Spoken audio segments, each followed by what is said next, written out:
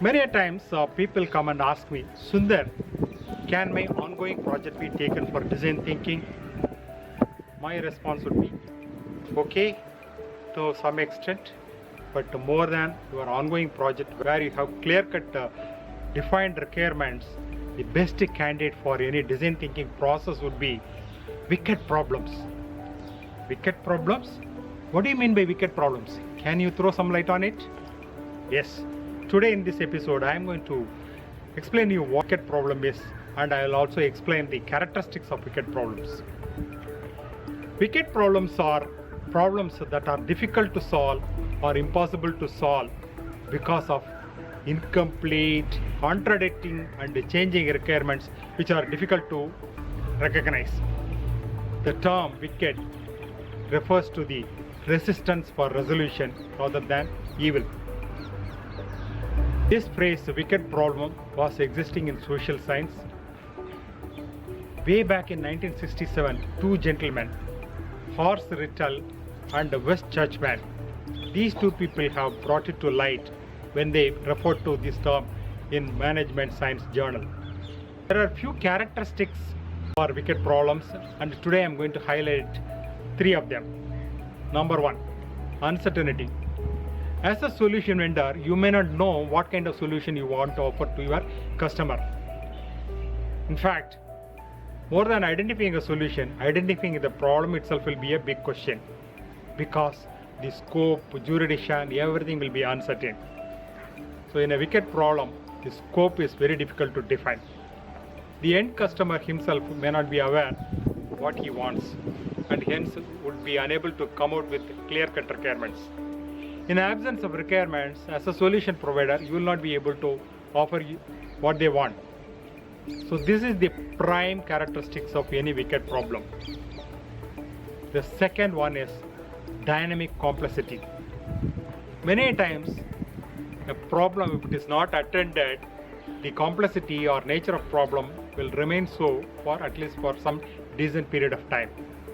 But a wicked problem, the complexity and the nature of problem will evolve, and then it will get into a bigger problem over a period of time because it continuously interacts with the environment. So that dynamic complexity is the second characteristics of a wicked problem. The third one is very complex interdependency. So if you take a wicked problem, it has got multiple stakeholders cutting across multiple portfolios and departments. And each point of contact or each stakeholder of a particular function will give their own definition of the problem. And it is very difficult to come to a consensus of defining the problem itself. So that's why identifying the problem statement and coming out for resolution is very complex in wicked problems.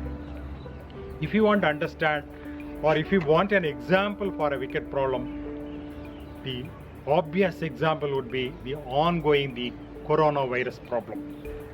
It is a global phenomenon, but the scope, complexity and nature of problem varies from place to place. And the solution provided to each of this area will be totally different. And this is also varying day by day. The nature of problem gets a different kind of dimension over a period of time. And it has got multiple dependency. Even if the problem is resolved to some extent, a single incident can make the problem resurfaced. Most of the time we think wicked problems are applicable only for social issues. Not true. Even in corporate situation, there are several wicked problems. For example, many of the corporates, having understood the power of digital technology, they want to go towards digital transformation. But they don't know what to do and how to do. And as a solution provider, even an IT company may not know how to proceed with the digital transformation. So this is where the important aspect called empathy interview or empathy workshop of design thinking is going to play a crucial role. During the empathy interview process, different stakeholders, starting from customers, end customer, all will be interviewed, and their pain areas, their needs, their wants, their emotions, everything is tracked, and then finally it would be analyzed and synthesized. Then it will be taken to the next step of ideation process. Next time when someone is discussing a vague problem with you, please examine if it is a wicked problem. If it is a wicked problem, then design thinking is going to be the cure.